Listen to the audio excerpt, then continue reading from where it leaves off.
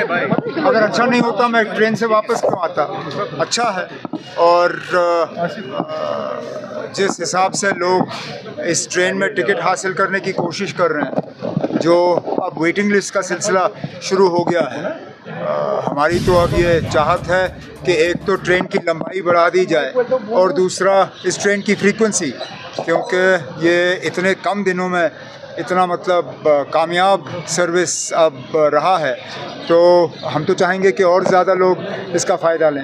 Students Iran में है, उनका प्रोसेस कहाँ तक पहुँचा है? आहिस्ता आहिस्ता आ रहे हैं ना। रातों रात तो हम उनको निकाल नहीं सकते, क्योंकि कोई हवाई अड्डा खुला नहीं है, कोई पोर्ट खुला नहीं है।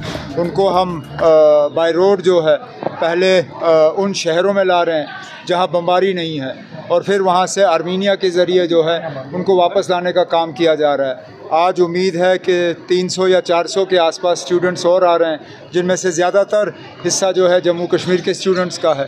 उनको सही सलामत हम घर वापस ले आएंगे। और सब कोई उम्मीद नज़र आ रही है जो ईरान इजराइल में ये वार है, मुझे पाकिस्तान में जब हुआ था फाइनली डायलॉग में आना पड़ा, कुछ ऐसा है ना? उम्मीद मैं कह नहीं सकता हूँ। हिंदुस्तान और पाकिस्तान की बात अलग, इज़राइल और ईरान की बात अलग। वैसे तो ये बमबारी शुरू होनी नहीं चाहिए थी। इससे पहले जब अमेरिका के इंटेलिजेंस के इंचार्ज से पूछा गया था कि क्या ईरान के पास न्यूक्लियर बम है, तो उन्होंने कहा कि उनको नहीं लगता है कि बहुत अरसे तक वो बना पाएंगे। लेकिन चंद ही महीनों में ईरान के ऊपर जो है इजराइल का हमला शुरू हुआ। ये हमला रुक जाना चाहिए और फिर जो मसले हैं वो बातचीत के जरिए हल हों। लेकिन जो इंडियन एम्बेसडर है उन्होंने आज कहा है ये 3 महीने से तैयारी को यूएस प्रेसिडेंट ने होस्ट किया, उस डेवलपमेंट को आप कैसे देखते हैं? और यूएस प्रेसिडेंट अपनी मर्जी का मालिक है। हम क्या उसको कह सकते हैं कि आप किसको खाने पे बुलाओगे, किसको नहीं बुलाओगे?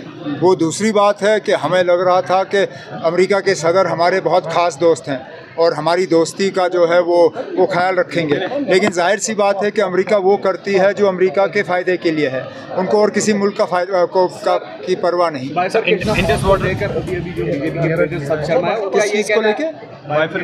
रिजर्वेशन वगैरह जो आप कह रहे हैं कि एलजी के पास सारे पावर्स हैं। मैंने कब कहा वो? उसको लेकर मैंने ये कभी नहीं कहा कि एलजी के पास सारे पावर्स हैं।